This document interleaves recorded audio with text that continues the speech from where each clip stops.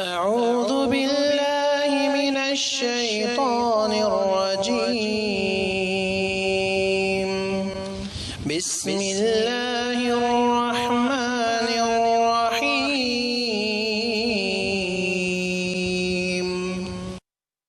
إن الحمد لله نحمده ونستعينه ونستغفره ونعوذ بالله من شرور أنفسنا ومن سيئات أعمالنا. من يهده الله فلا مضل له ومن يضلل فلا هادي له. وأشهد أن لا إله إلا الله وحده لا شريك له وأشهد أن محمدا عبده ورسوله. أما بعد فإن خير الحديث كتاب الله وخير الهدي هدي محمد صلى الله عليه وسلم وشر الأمور محدثاتها وكل محدثة بدعة وكل بدعة ضلالة وكل ضلالة في النار. يقول سبحانه وتعالى في محكم تنزيله: إذ قال له ربه أسلم قال أسلمت لرب العالمين. ووصى بها إبراهيم بنيه ويعقوب: يا بني إن الله اصطفى لكم الدين فلا تموتن إلا وأنتم مسلمون. أم كنتم شهداء إذ حضر يعقوب الموت إذ قال لبنيه ما تعبدون من بعدي قالوا نعبد إلهك وإله آبائك إبراهيم وإسماعيل وإسحاق ونحن له مسلمون. ويقول كذلك: وإذ قال لقمان لابنه وهو يعظه يا بني لا تشرك بالله إن الشرك لظلم عظيم. حاضرین جمعہ اور خواتین اسلام، خطبہ مسنونہ کے بعد میں نے سورہ بقرہ کی 2 آیتیں تلاوت کی اور سورہ لقمان کی 1 آیت تلاوت کی. ان آیتوں کے اندر اللہ رب العزت گویا ہم لوگوں کو اولاد کی تربیت کے متعلق بہت ساری باتیں بتاتے ہیں. جیسا کہ پچھلے 2 خطبوں میں بتایا گیا، اولاد کی تربیت ماں باپ کی ذمہ داری ہے. اللہ کے رسول فرماتے ہیں: کلکم راعی وکلکم مسئول عن رعیتہ. تم میں سے ہر ایک آدمی ذمہ دار ہے، یعنی خدا کے یہاں پوچھا جائے گا، اللہ کے یہاں پوچھا جائے گا، اس کے بغیر چارہ نہیں. آدمی اپنی بیوی اور بچوں کے تعلق سے پوچھا جائے گا قیامت میں. تم نے اپنی بیوی کا ساتھ کیا سلوک کیا، ان کی کیسے اصلاح کی، بچوں کے ساتھ کیسا سلوک کیا، یہ پوچھا جائے گا. لہٰذا اس کا بھی ہم کو خیال کرنا چاہیے. تو اولاد کی تربیت کے متعلق بہت ساری باتیں ہیں. پہلی بات تو یہ ہے، اللہ تعالیٰ نے ابراہیم علیہ السلام سے کہا تم میرے لیے اپنے آپ کو سپرد کر دو، میرے حوالے کرو. اذ قال له ربه اسلم. اسلام کا مطلب ہے سپرد کر دینا، حوالے کر دینا، دے دینا پوری طرح. تو کہا اسلم، پوری طرح میرے تابع ہو جاؤ، پوری طرح میری بات مان لو.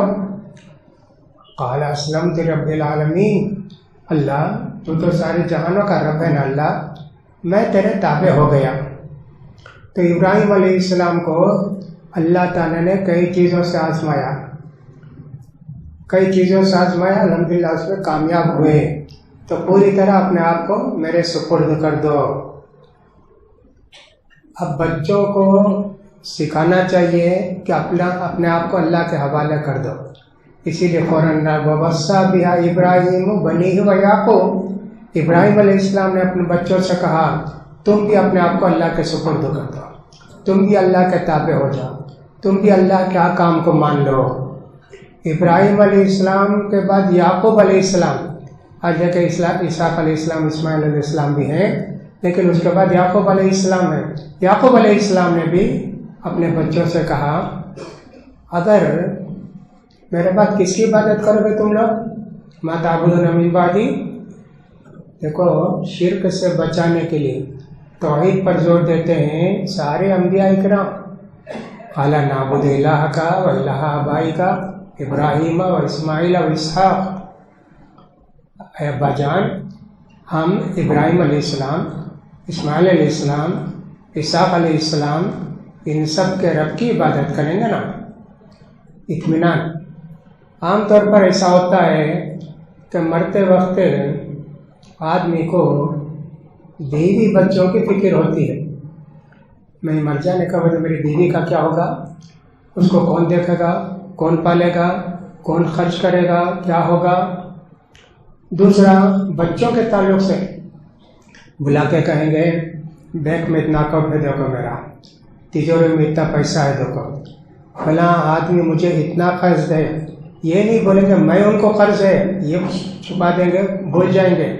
یہ سب وصیت کریں گے ایسا رہو ویسا کرو، میرے بیپار کو سنبھالو، مال یہاں سے خریدو وہاں بیچو، سب بولیں گے۔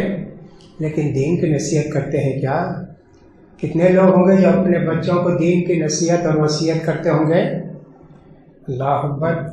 ہونا یہ چاہیے خاص کر قرض والے لوگ، جب ان کو ذرا موت کی علامت ظاہر ہو تو فوراً بلا کے اپنے گھر والوں سے کہیں دیکھو فلاں فلاں کو اتنا قرض دینا ہے، یہ قرض فوراً تم ادا کرو۔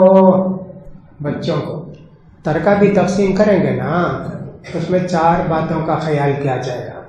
جب آدمی مر جائے تو اس کے مال سے اس کا کفن کا پورا پیسہ نکالا جائے گا۔ اگر اس کے رشتہ دار کرنا چاہتے ہیں تو وہ بھی جائز ہے، لیکن اگر کوئی نہیں ہے تو پہلے میراث سے ترکے سے اس کے کفن کا پیسہ اٹھائیں گے، پھر اس کے بعد کیا کریں گے، جتنا قرض ہے وہ سب ادا کریں گے، کہاں کہاں قرض ہے ڈھونڈ کر۔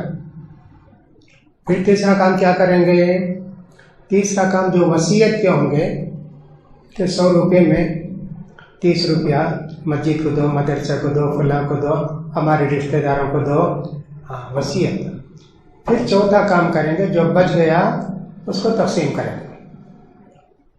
حدیث میں آتا ہے، واقعہ ہے عبداللہ بن زبیر کا، زبیر بن عوام کا، وہ بہت زیادہ لوگوں سے مال لے کے رکھتے تھے، جو بھی آتا ان کے پاس دیتا بھئی یہ مال امانت رکھیے۔ کہا امانت رکھے، اگر چوری ووری ہو گیا کچھ بھی ہوگا ضائع ہوگا تو میں ذمہ دار نہیں، قرض دو مجھے، قرض دو گے تو میں ذمہ دار ادا کرنے کا۔ ہاں قرض دو، لیے اور بہت جنگلات زمین سب خریدے۔ ان کے والد کا جب انتقال ہونے لگا، عبداللہ بن زبیر یعنی زبیر بن عوام کا، بیٹے سے بلا کے کہا بیٹے بہت خرچ ہے میرا، ایسا کرو اپنے خاندان میں اعلان کرو، اگر پیسے بچنے آئیے تو خاندان میں اعلان کرو، خاندان سے لو، اگر خاندان میں بھی نہیں دے سکتے پہلے تم لوگ کرو، نہیں تو خاندان سے، خاندان بھی نہیں تو قریش کے لوگوں کا اعلان کرو، اس لیے کہ قریش کے قبیلے کے تھے، اگر وہ بھی نہیں پورا ہوا تو پھر دوسروں سے نہیں لانا، تم لوگ ادا کرنا۔ انتقال ہو گیا، ان کے بیٹے اعلان کرتے تھے، 3 سال اعلان کیے مکے میں، ہمارے والد کا انتقال ہو گیا، کسی کی امانت ہو کسی کا قرض ہو تو آ کے ہم سے لے لیں۔ 3 سال اعلان کرے، پورا پورا پورا دے دے گا، بہت بچا بہت بچا۔ پھر حضرت معاویہ نے بھی خریدا، دوسرے لوگوں نے بھی زمین خریدی، اللہ اکبر، سب خرید لیے۔ اب ان کی 4 بیویاں، ایک بیوی نہیں 4 بیویاں تھیں نا، سب بیوی کا حصہ دے دی، 1/4 1/4 1/4 کر کے سب کو دیے، یعنی سمجھے کہ 20-20 لاکھ روپئے ایک ایک بیوی کو ملے۔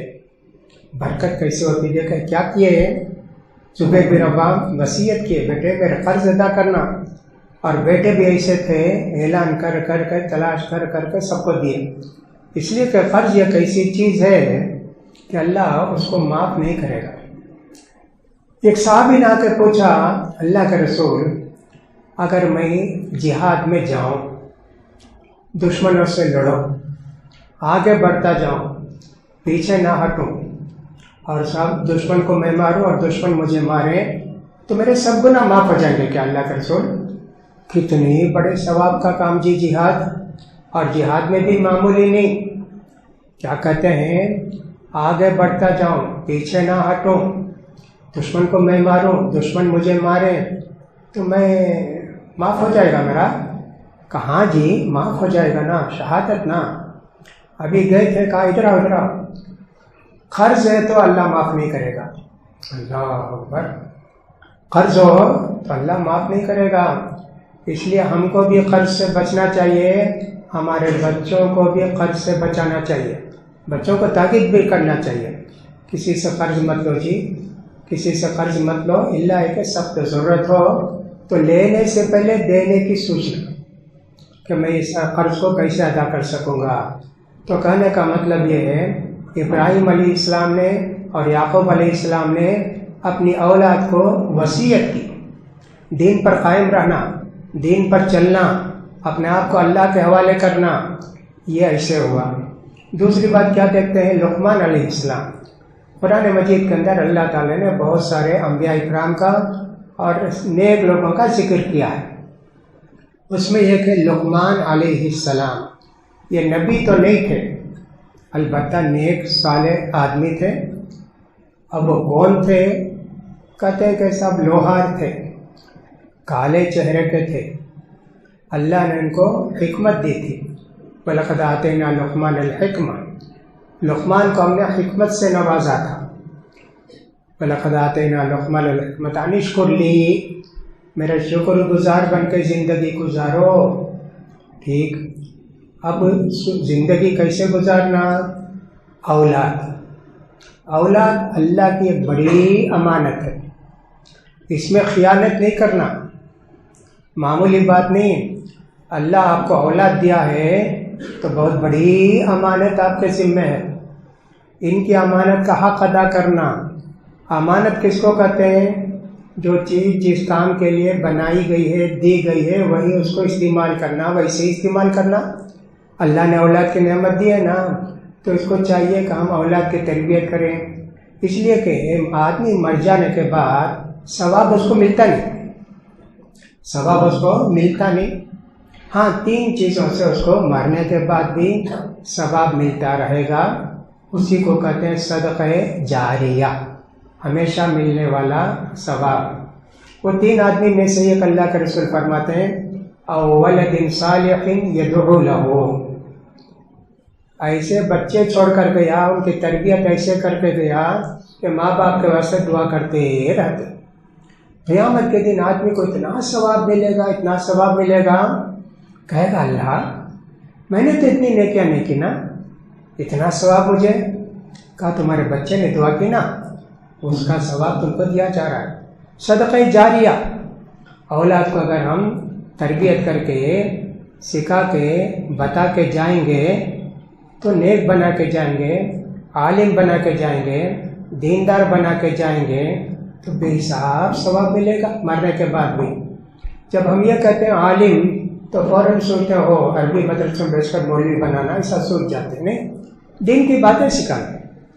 علم کا مطلب ہے اللہ کے رسول فرماتے ہیں طلب العلم فریضۃ علی کل مسلم، علم کا حاصل کرنا ہر مسلمان پر فرض ہے.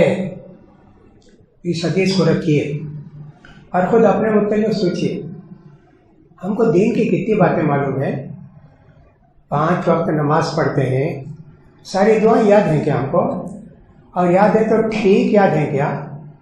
رکوع میں کیا پڑھنا، سجدے میں کیا پڑھنا، تحیات میں کیا پڑھنا، اور کتنی رکعت پڑھنا؟ فرض تو سب کو معلوم ہے کہ 17 رکعت پڑھنا ایک دن میں صبح سے شام تک. دوسری سنتیں کتنی پڑھنا وہ بھی شاید کسی کو معلوم ہو، کچھ لوگوں کو معلوم ہو. نفل نمازیں بھی بے حساب ہیں. اللہ کے رسول کیا فرماتے ہیں؟ وَلَا يَزَالُ عَبْدِي يَتَقَرَّبُ إِلَيَّ بِالنَّوَافِلِ حَتَّى أُحِبَّهُ فَإِذَا أَحْبَبْتُهُ كُنتُ سَمْعَهُ الَّذِي يَسْمَعُ بِهِ وَبَصَرَهُ الَّذِي يُبْصِرُ بِهِ وَيَدَهُ الَّتِي يَبْطِشُ بِهَا وَرِجْلَهُ الَّتِي يَمْشِي بِهَا. دیکھیے، نفل کام کرتے کرتا بندہ مجھ سے اتنا قریب ہو جاتے. اللہ کہتا ہے کتنا قریب ہو جاتا؟ کہاں کہ اتنا میں اس کو چاہنے لگتا ہوں، اس کا کان بن جاتا ہوں جس سے وہ سنتا ہے، اور اس کا منہ بن جاتا ہوں جس سے وہ بات کرتا ہے، اس کا ہاتھ بن جاتا ہوں جس سے وہ چلتا ہے، اس کا پاؤں بن جاتا ہوں جس سے وہ چلتا ہے، ہاتھ بن جاتا ہوں جس سے وہ پکڑتا ہے. کیا مطلب اس کا؟ کچھ لوگوں نے، بے حیا لوگوں نے، غلط لوگوں نے، گمراہ لوگوں نے کہا کہ اللہ ہمارے اندر آ جاتا. نعوذ باللہ. یہ کافروں کا عقیدہ ہے. مسلمانوں کا عقیدہ کیسے ہوگا؟ اللہ الگ ہے، ہم الگ ہیں. کہا نہیں، ہم خود اللہ بن جاتے ہیں، اس کے بعد نماز پڑھنے کی ضرورت نہیں، کچھ بھی نہیں. ایسا بھی گمراہ عقیدہ. وہ مطلب نہیں ہے یعنی میری مرضی کے بغیر اس کی آنکھ نہیں دیکھے گی، میری مرضی کے بغیر اس کا کان نہیں سنے گا. غلط بات فوراً بند، غلط چیز فوراً آنکھ بند ہو جائے. غلط چیز کا ہاتھ پکڑنا، آنکھ ٹوٹ جائے گا. غلط راستے پر جانا، پاؤں رک جائے گا. کتنی بڑی ثواب کی بات اللہ نے بتائی، اللہ کے رسول نے بتا دی.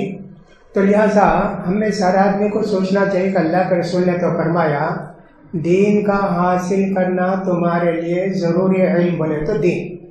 کتنی باتیں ہم کو دین کی یاد ہے؟ دین کی باتیں سیکھنے کے لیے عمر ہے کیا؟ نہیں جی، عمر نہیں. 100 سال کا بڈھا بھی ہو جائے تو دین سیکھنا چاہیے نا. اللہ کے رسول کے پاس آ کر سیکھے نا. کتنے لوگ سیکھے؟ عمر کچھ نہیں. قبر میں جائیں گے کیا جواب دیں گے؟ دین معلوم نہیں. مر ربو کا، تمہارا رب کون ہے؟ کیا بھی پڑھے نہیں، جانے نہیں. سب نماز پڑھتے ہیں، ہمیں بھی نماز پڑھنی، جانے نہیں کچھ بھی. کیسا جواب دیں گے؟ وہاں دینوں کا، دین کی باتوں پر عمل کرے. کون آدمی تمہاری ہدایت کے لیے بھیجے گئے تھے؟ کچھ بھی نہیں. ہم اگر سیکھیں گے دین، اپنے بچوں کو بھی سکھائیں گے نا، یہ کرو وہ کرو، ایسا کرو ویسا کرو. تو لقمان علیہ السلام نے اپنے بچے کو نصیحت کی. کیا وصیت کی؟ لقمان علیہ السلام کے متعلق کہہ رہا تھا کہ وہ لوہار تھے، کون بھی تھے، بہرحال نیک آدمی تھے، اور سب اپنے بچوں کو انہوں نے نصیحت کی. پہلی نصیحت کیا کی؟ وصیت کیا کی؟ یا بنی لا تشرک باللہ ان الشرک لظلم عظیم. سورہ لقمان کے اندر کے 10 نصیحتیں ہیں. کیسا چلنا، کیسا بات کرنا، کیا کام کرنا، نماز کا حکم دینا، نماز پر قائم رہنا، اور سب نیکی کا حکم دینا، برائی سے پوری باتیں 10 باتیں اللہ نے سورہ لقمان میں بتائی. پہلی بات کیا فرمائی؟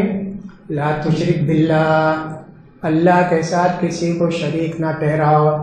ان الشرک لظلم عظیم، شرک بہت بڑا گناہ ہے. عبداللہ بن مسعود رضی اللہ تعالیٰ عنہ کی روایت میں آتا ہے کہ اللہ کے رسول صلی اللہ علیہ وسلم نے فرمایا اجتنبوا السبع الموبقات، 7 ہلاک کر دینے والے گناہوں سے بچو. پہلا گنایا الاشراک باللہ، اللہ کے ساتھ شرک کرنا. یہ گناہ معاف نہیں ہوتا بغیر توبے. توبہ کر کے آدمی صاف ہو جائے تو اللہ معاف کرتا ہے. اب ہم لوگ اپنے بچوں کو نصیحت کیا کریں گے؟ وصیت پہلے اللہ کون ہے، اللہ کی اہمیت کیا ہے، اللہ ہی ہم کو روزی دیتا ہے، اللہ ہی ہم کو سب کچھ دیتا ہے، بارش اللہ کے حکم سے. یہ سب بتانا چاہیے نا بچوں کو. کتنے لوگ ہوں گے جو اللہ کی اہمیت، اللہ کی صفات، اللہ کی قدرت بتاتے ہوں گے اپنے بچوں کو؟ فرصت نہیں. سب چیز کے واسطے فرصت ہے. آپ کے جانے فرصت ہے، کھانے پینے فرصت ہے، ٹی وی دیکھنے فرصت ہے، موبائل دیکھتے رہنے فرصت ہے، دوست احباب کے ساتھ بیٹھ کر گپ کرنے کے لیے فرصت، سب کے لیے فرصت ہے.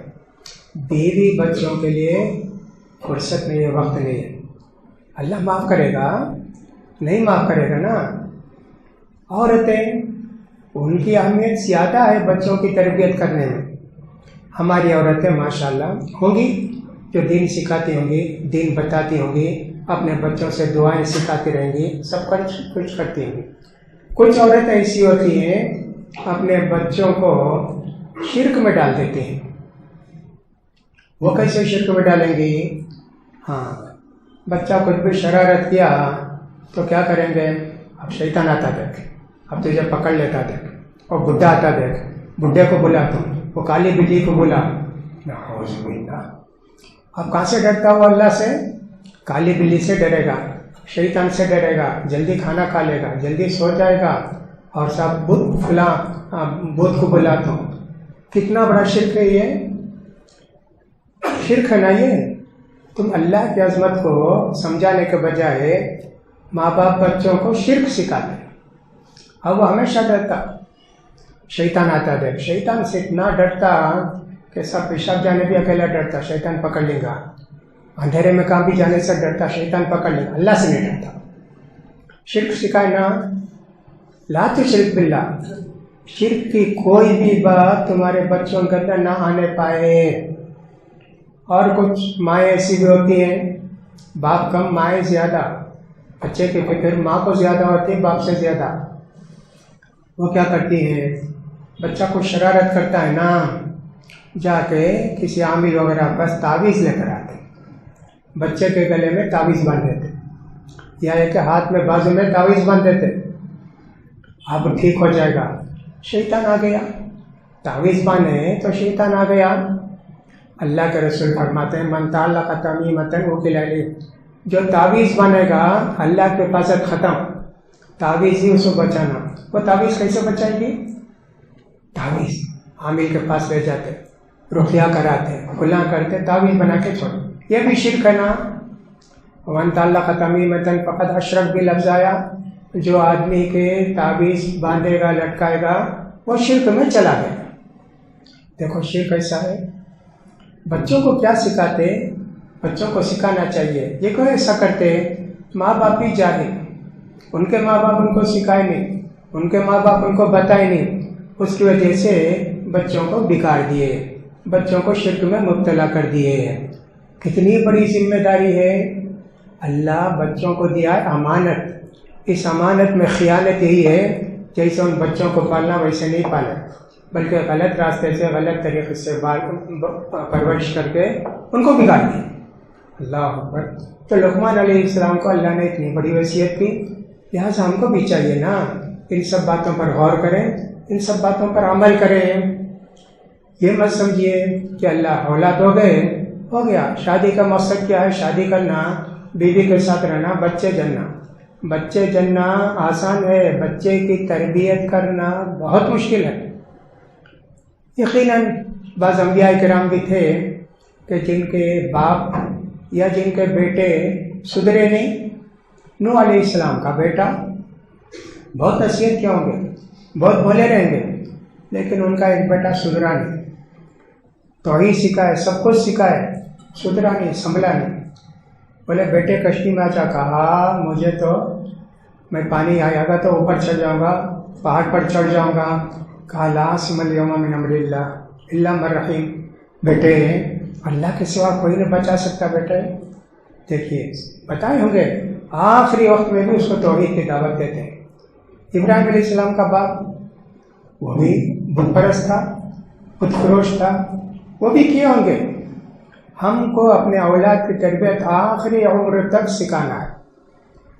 شروع کہاں سے کرنا ہے؟ وہ تو حدیث میں آیا نا، 7 سال کے ہو جائیں تو نماز کا حکم دو۔